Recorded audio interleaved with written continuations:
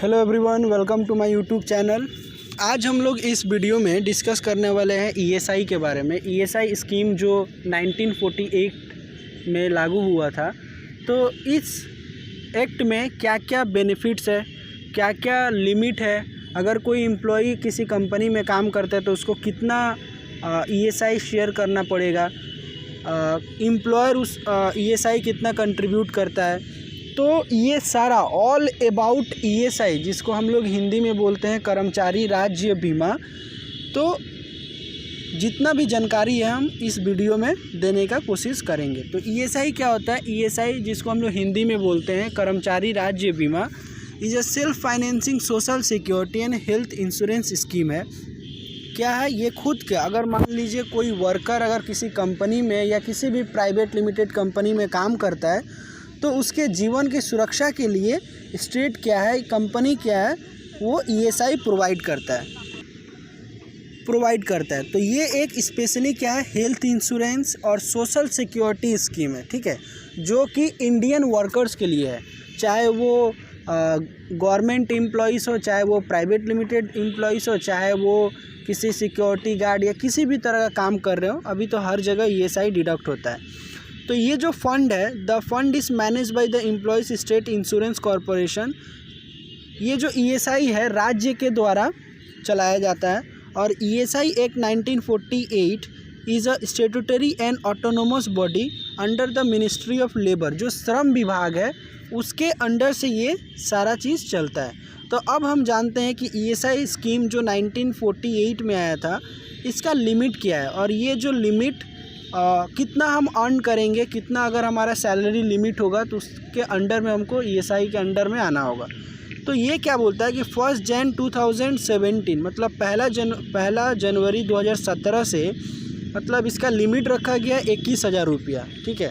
अगर आपका सैलरी 21,000 के अंडर आप अर्न करते हैं तो आपको ईएसआई पीएफ एक्ट के अंदर आना होगा, ठीक है।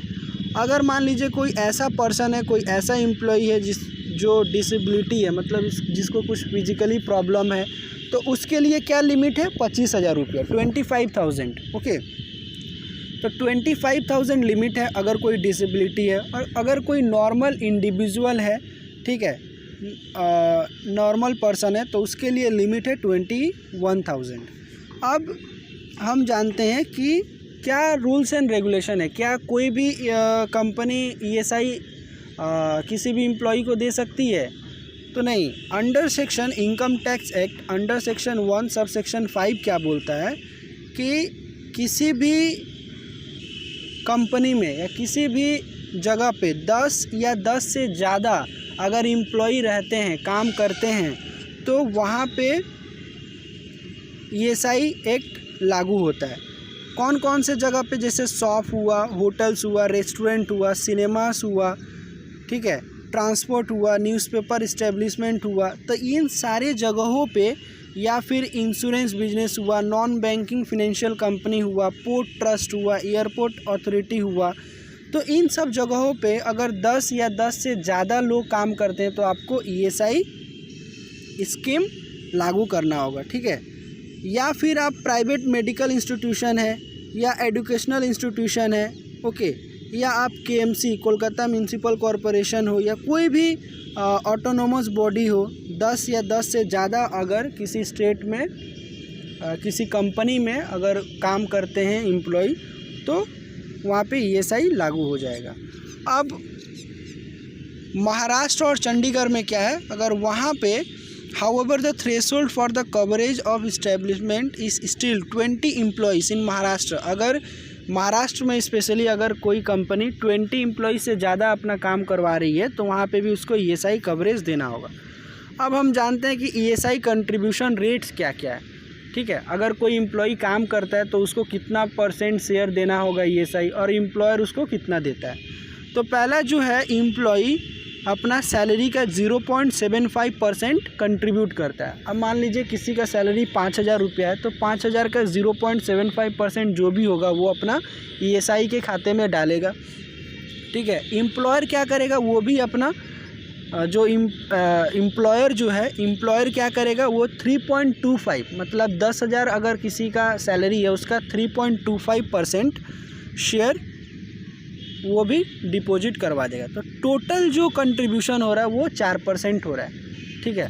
अब 10,000 का 3.6725% एम्प्लॉयर दिया और 0.75 एम्प्लॉय दिया, ठीक है। तो ये दोनों का पैसा मिला के आपके ESI के खाते में जमा हो जाता है। ओके, समझ में आया। अगर 10 या 10 से ज़्यादा पर्सन अगर कहीं काम कर रहे हैं तो वहाँ पे ESI एप्लीकेबल हो जाएगा। अब क्या क्या बेनिफिट है इसका, बेनिफिट क्या क्या है, सोशल सिक्योरिटी बेनिफिट क्या क्या है।